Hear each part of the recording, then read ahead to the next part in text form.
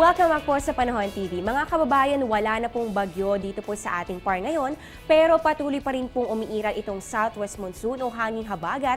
Though mahina na po ito ngayon, ito po ay inaasahan pa rin na magdudulot ng mga pag-ulan dito sa ating bansa. So gaano kaya kalaki ang chance of rain na mararanasan natin sa mga susunod na oras? Tara't alamin natin yan sa Project NOAA ng DOST.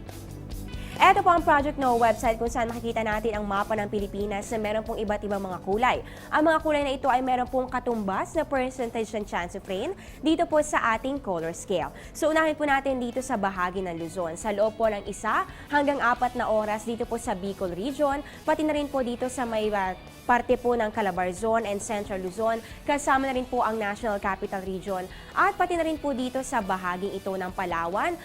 Posible po na umabot po ng 60 to 90% ang chance of rain na maaari nating maranasan. Dito naman tayo sa bahagi ng Visayas, tulad nga po ng nabanggit kanina ni Mr. Figuracion, medyo maganda naman po ang panahon dyan, meron lamang 20 to 40% chance of rain.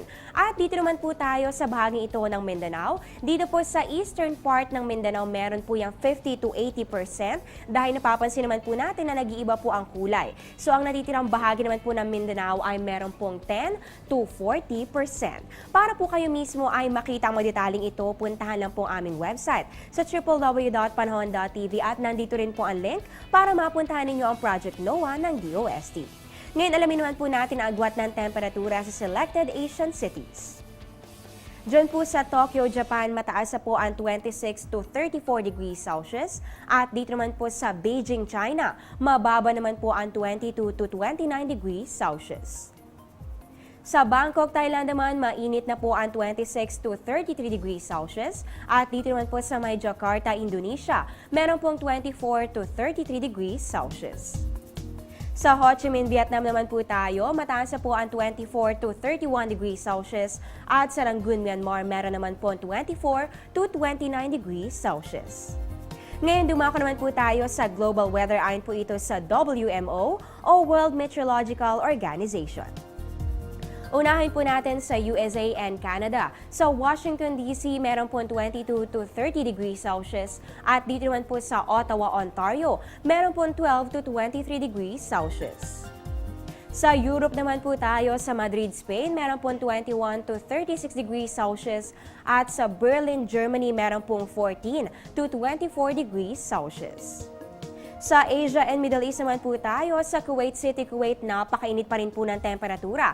Yan po ay 33 to 45 degrees Celsius. At dito naman po sa New Delhi, India, meron 24 to 34 degrees Celsius.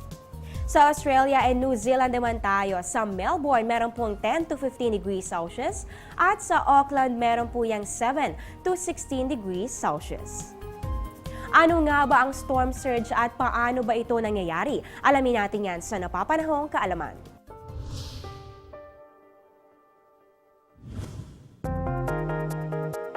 Ang storm surge o daluyong ng bagyo ay ang abnormal na pagtaas ng alon sa dagat dahil sa masamang panahon.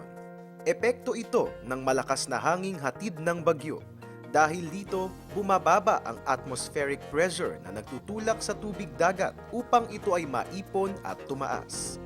Dulot nito ang malalaking alon, kaya naman sa panahong ito, mapanganib pumalaot ang mga maliliit na bangka. Epekto rin nito ang pagbaha sa mga coastal areas o yung mga lugar na malalapit sa baybaying dagat. Maaari rin itong makasira ng maliliit na istruktura sa dalampasigan.